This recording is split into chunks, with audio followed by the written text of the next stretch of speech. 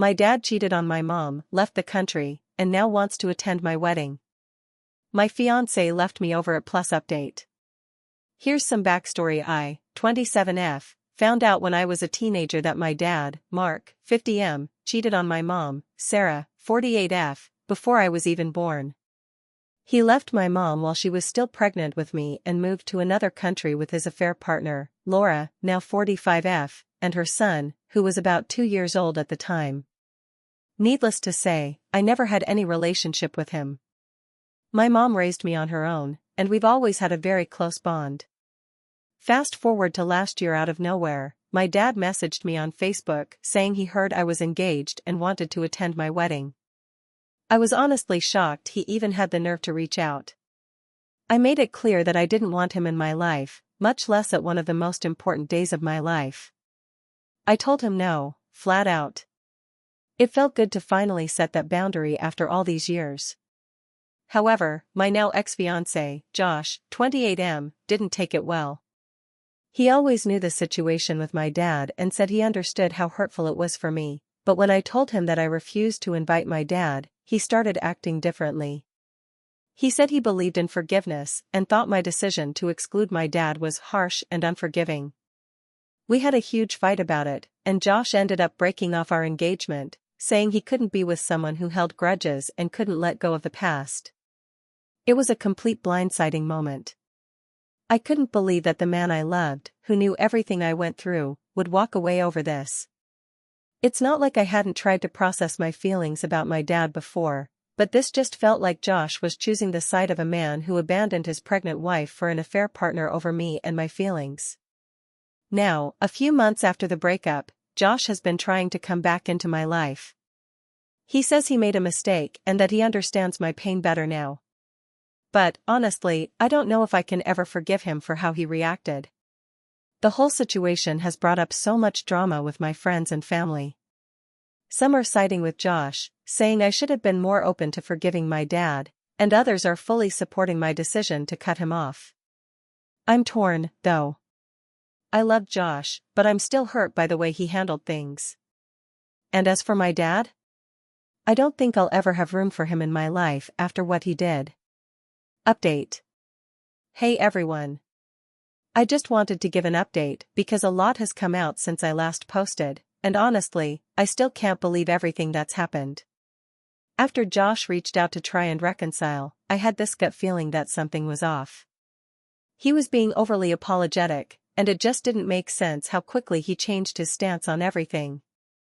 So, I started asking more questions and doing some digging. That's when I found out the truth. Josh was the one who contacted my dad in the first place. Turns out, Josh had this whole plan to surprise me by bringing my dad back into my life. He thought that if my dad showed up to our wedding, it would somehow fix things between us and be this big emotional breakthrough. He reached out to my dad behind my back and told him it would mean a lot to me if he came. That's why my dad messaged me out of nowhere. Josh was pulling the strings the whole time.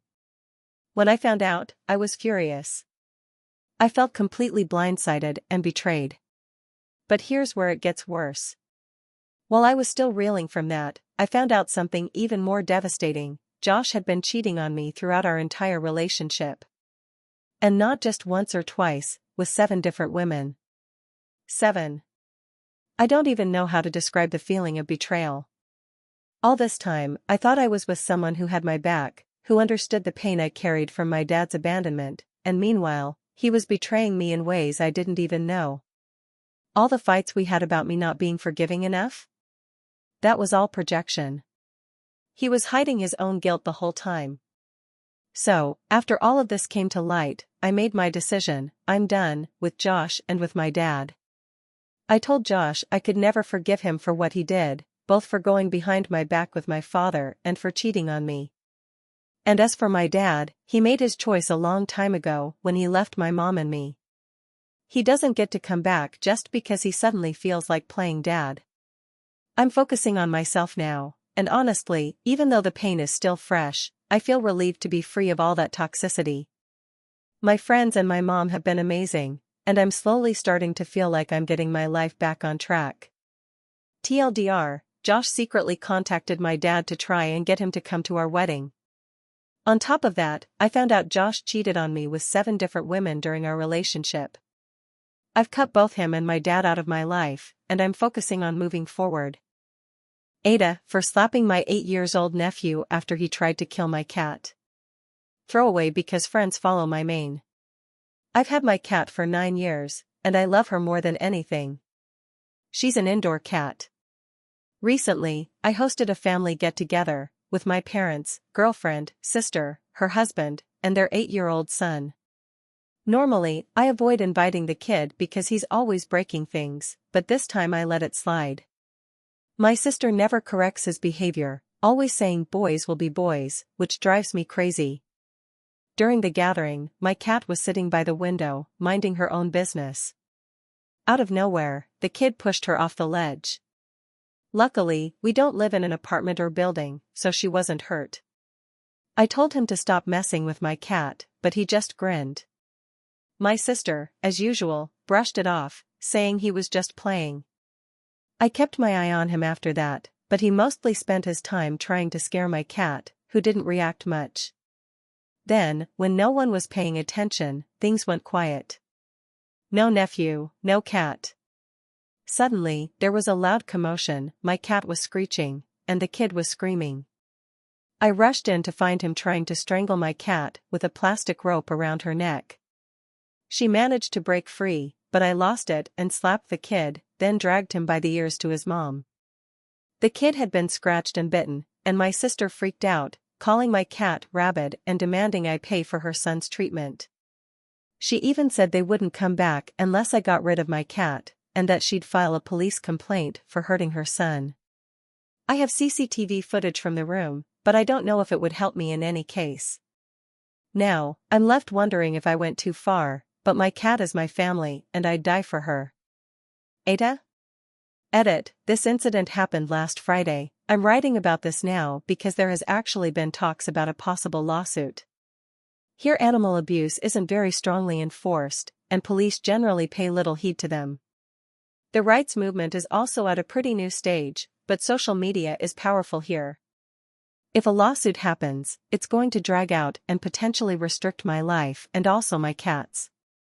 The alternative my sister has offered is that I apologize and pay $700, converted currency, for son's treatment. To be really honest, $700 doesn't seem like a bad deal for getting rid of her forever. It's not a small sum, but I can afford it. I'm actually leaning more towards it. Edit 2. Good morning everyone, the support and traction of this post has been unprecedented. As per my last edit, I'm thinking of paying up, but I'm going to make sure it happens with attorneys present, a formal deal. Also, I'm not going to apologize. I'll be seeing a lawyer today, I'll update later at night. The final call would be taken with the advice of an expert. If it means I have a better chance of cutting them out with paying, I'd do it. If possible, I obviously won't pay. Depends on what would happen if they do decide to sue. Thank you all. Edit 3. It's afternoon here, and I have some good news, smiley face. I'm just back from the lawyer, and he basically laughed it off. He's now in the process of sending a letter to my sister's attorney, asking how he is proceeding and what he is incriminating me on. Also, the footage was the real game changer. More details are being awaited. I'll update tonight with more, but it finally seems this is coming to an end. AITA for kicking my girlfriend out of my house after I found out she cheated with her best friend? I, 25M, met my girlfriend, 24F, almost 3 years ago, at a mutual friend's game night. We bonded over our shared love of board games and long walks, and everything just clicked. It felt like I'd found someone who really understood me. She was kind, funny, and supportive. We started dating not long after that night, and things moved pretty quickly. Within 6 months, we were spending nearly every weekend together, and after a year, I asked her if she would move in with me, and she agreed. Life was good, she was everything I thought I wanted in a partner. We spent evenings cooking together, binge-watching shows, and talking about the future, getting a pet, maybe even traveling abroad for a few months once we saved up enough. I genuinely thought she might be the one I'd end up marrying. But in the past few months, things started feeling different. She seemed distant, often distracted during our conversations, and she started spending a lot more time with her best friend, let's call him John, 26M. Now, I never had an issue with John, they'd known each other for years, and he was always respectful toward me. He was the kind of friend you wouldn't think twice about. But lately, she was always at his place, or he'd drop by late at night when I was working my night shifts. I started feeling like a third wheel in my own relationship. I tried bringing it up a couple of times, asking if everything was okay between us, and she'd reassure me that I was overthinking. She'd say that John was like a brother to her, that they'd been through a lot together before she met me, and that it was nothing more than friendship. I wanted to believe her, so I let it go.